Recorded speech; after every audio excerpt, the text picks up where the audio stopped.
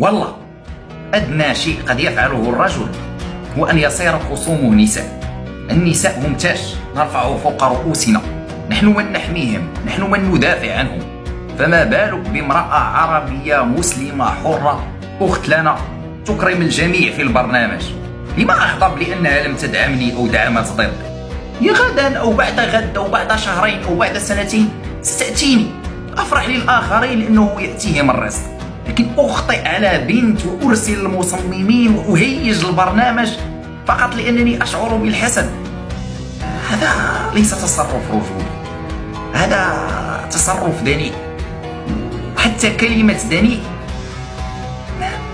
لا حول ولا قوة إلا بالله. ولكن والله أنا أي بنت منهم أختنا نجلاء أخطأ عليها أحد في البرنامج أنا أول عدو له، أنا أول من سأحمل سلاحي ضد أي من يخطئ على البنات ويجعل خصومه بنات.